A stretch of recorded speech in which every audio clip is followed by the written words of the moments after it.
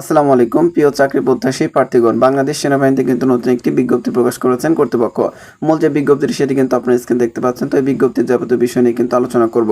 আপনারা আপনাদের মূল্যবান সময় ব্যয় করে একটু ধৈর্য নিয়ে সম্পূর্ণ ভিডিওটি দেখবেন, তাহলে কিন্তু এই বিজ্ঞপ্তির বিস্তারিত বিষয় কিন্তু আপনি জানতে পারবেন। আপনাদের সুবিধাতে আমি বিজ্ঞপ্তিটি একটু জুম করে নিচ্ছি যেন আপনাদের বুঝতে অসুবিধা না হয়।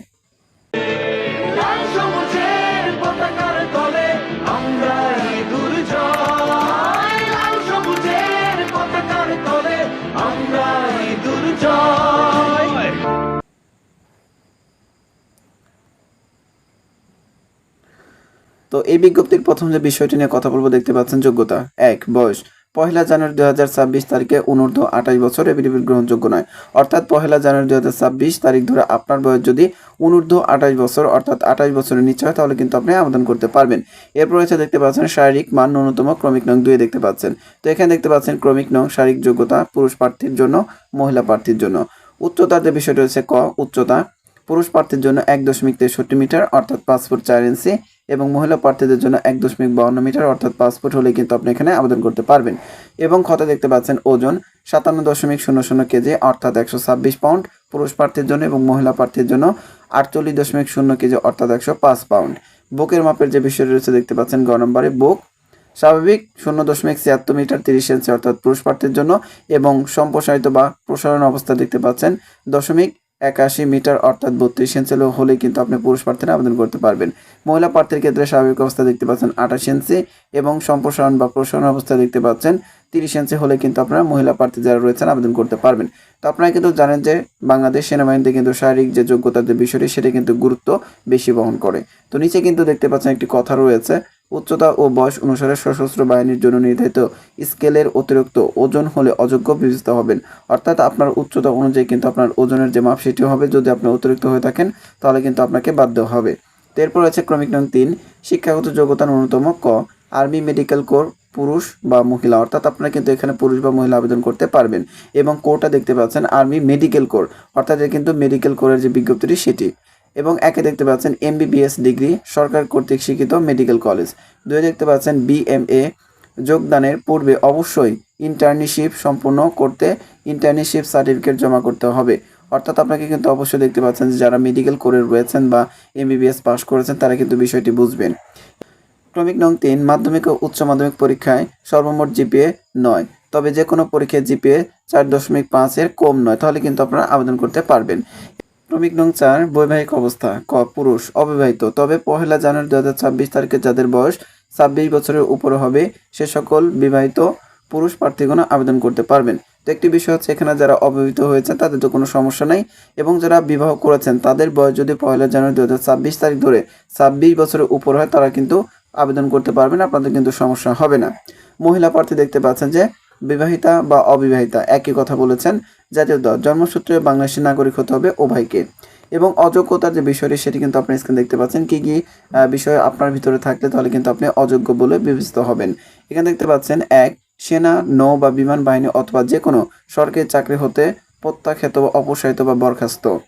সাথে দেখতে পাচ্ছেন আইএসএসবি কর্তৃক 2 বার স্ক্রিনড আউট বা রেকর্ড, একবার স্ক্রিনড আউট ও একবার রেড কার্ড হলে আবেদন করা যাবে, তবে 5 বছর পূর্বে 2 বার স্ক্রিনড আউট রেড কার্ড প্রার্থীগণ আবেদন করতে পারবেন। ক্রমিক নং 8 প্রতিটি চোখের দৃষ্টিহীনতা ও দূরদৃষ্টি 2.5 ডায়োপ্টার এর বেশি এবং বিষম দৃষ্টি 1.0 ডায়োপ্টার এর বেশি হলে সেক্ষেত্রে অযোগ্য বলে বিবেচিত হবেন।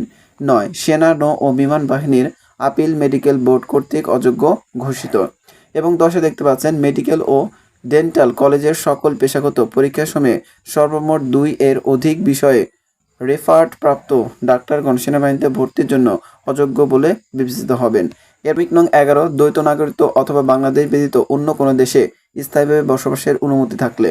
12 দেখতে পাচ্ছেন ভর্তি প্রক্রিয়ার যে কোনো পর্যায়ে ভুল বা মিথ্যা তথ্য প্রদান করা হলে প্রার্থীর বিরুদ্ধে আইনানুগ ব্যবস্থা গ্রহণ করা হবে।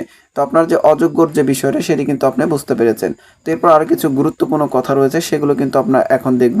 তো এখানে দেখতে পাচ্ছেন আবেদন করার পদ্ধতি, আপনি কিভাবে আবেদন করবেন।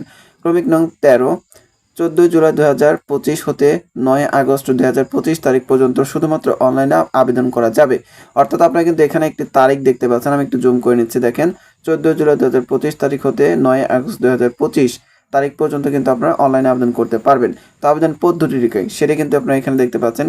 ক্রমিক নং 14 আবেদনকারী প্রার্থীগণকে http://join.army.mil.bd ওয়েবসাইটের মাধ্যমে কিন্তু আপনাদের আবেদন করতে হবে। ক্রমিক নং 15 দেখতে পাচ্ছেন আবেদনকারী প্রার্থীগণকে টেলিটক বা ভিসা বা মাস্টার কার্ড, টপ বা বিকাশ বা নগদ বা রকেট এর মাধ্যমে 1000 টাকা আবেদন ফি এবং 1000 টাকা অনলাইন রেজিস্ট্রেশন ফি বাবদ সর্বমোট 2000 টাকা অফারের যোগ্য প্রদান করতে হবে। অর্থাৎ আপনাকে সর্বমোট 2000 টাকা পেমেন্ট করতে হবে এবং কিভাবে আপনি আবেদনের মাধ্যমে পেমেন্ট করবেন সে বিষয়টা হচ্ছে এখানে দেখতে পাচ্ছেন পদ্ধতিগুলো দেওয়া রয়েছে। ভিসা বা মাস্টার কার্ড বা ট্যাব বা বিকাশ, নগদ বা রকেট এই কয়েকটি পদ্ধতির মাধ্যমে কিন্তু আপনি এখানে আবেদন করতে পারবেন বা টাকা জমা দিতে পারবেন। তো এছাড়াও আরও কিছু কথা বলা রয়েছে, এগুলো আপনি একটু দেখে নেবেন। তো এখন আমি দেখিয়ে দেবো পরীক্ষা পদ্ধতিটা কি, অর্থাৎ কোন কোন বিষয়ে পরীক্ষা হবে, কিভাবে পরীক্ষা হবে সেই বিষয়টি কিন্তু আমি এখন একটু বলে দেবো। তো আমি একটু জুম করে নিচ্ছি। তো এখানে কিন্তু আপনারা দেখতে পাচ্ছেন তো নির্বাচন পদ্ধতি যে বিষয়টা সেটি কিন্তু আপনারা এখানে দেখতে পাচ্ছেন। ক্রমিক নং 16 লিখিত পরীক্ষা। লিখিত পরীক্ষা বা পেশাগত বিষয়ে 100 নম্বর, অর্থাৎ আপনার কিন্তু 100 নম্বরের পরীক্ষা হবে। আগামী 15 আগস্ট 2025 9 ঘটিকা শহীদ বীর বিক্রম রমিজউদ্দিন ক্যান্টনমেন্ট কলেজ, ঢাকা সেনানিবাসে অনুষ্ঠিত হবে। আবেদন প্রক্রিয়া সম্পন্ন করতে প্রার্থীরা কল আপ লেটার প্রিন্ট করে নেবেন এবং পরীক্ষার সময় কল আপ লেটার ও জাতীয় পরিচয়পত্রের মূল কপি এনআইডি কার্ড সাথে বহন করবেন। লিখিত পরীক্ষার ফলাফল সেপ্টেম্বর 2025 মাসের 3য় সপ্তাহে ওয়েবসাইট ও SMS বা টেলিফোনের মাধ্যমে জানানো হবে। অর্থাৎ আপনারা কিন্তু ওয়েবসাইটও দেখতে পারবেন বা টেলিফোনের মাধ্যমে কিন্তু আপনাদের জানানো হবে। এবং প্রাথমিক স্বাস্থ্য ও মৌখিক পরীক্ষার যে বিষয়টি সেটি কিন্তু দেখতে পাচ্ছেন যে আগামী 21 সেপ্টেম্বর 2025 হতে 25 সেপ্টেম্বর 2025 এই তারিখের ভিতরে কিন্তু আপনাদের জানিয়ে দিবে বা পরীক্ষা অনুষ্ঠিত হবে। এছাড়া এখানে কিন্তু বিশেষ কিছু কথা বলা রয়েছে, আপনারা কিন্তু এখানে দেখতে পাচ্ছেন যে এখানে দেওয়া রয়েছে। তো এই বিষয়গুলো কিন্তু আপনারা একটু দেখবেন। তো একটা হচ্ছে আবেদনের শেষ তারিখ কবে। তো এখানে কিন্তু আপনারা দেখতে পাচ্ছেন যে লাল কালারের যে স্যাম্পল দিয়ে রেখেছেন কর্তৃপক্ষ, সেখানে দেখা যায় আবেদনের শেষ তারিখ 9 আগস্ট 2025, অর্থাৎ আপনি কিন্তু 9 আগস্ট 2025 তারিখের মধ্যে কিন্তু আবেদনটি করতে হবে। এটা হচ্ছে কিন্তু লাস্ট ডেট। এবং কবে থেকে আবেদন শুরু হবে সেটাও কিন্তু কর্তৃপক্ষ উল্লেখ করে দিয়েছেন। আপনারা কিন্তু বুঝতে পেরেছেন যে 14 জুলাই থেকে কিন্তু আবেদনটি শুরু হবে এবং 9 আগস্ট 2025 তারিখে কিন্তু আবেদনটি শেষ হবে। তো যারা আগ্রহী প্রার্থী রয়েছেন তারা কিন্তু অবশ্যই এখানে আবেদন করবেন। তো আমি কিন্তু আবারও বলছি, এটি কিন্তু এখানে দেখতে পাচ্ছেন কোন পোস্টে আপনার নিয়োগ দেওয়া হবে, সেটা হচ্ছে মেডিকেল কোর। বাংলাদেশ সেনাবাহিনীতে অফিসার ক্যাডেট হিসেবে যোগ দিন। এখানে দেখতে পাচ্ছেন 86তম BMA স্পেশাল AMC কোর্স।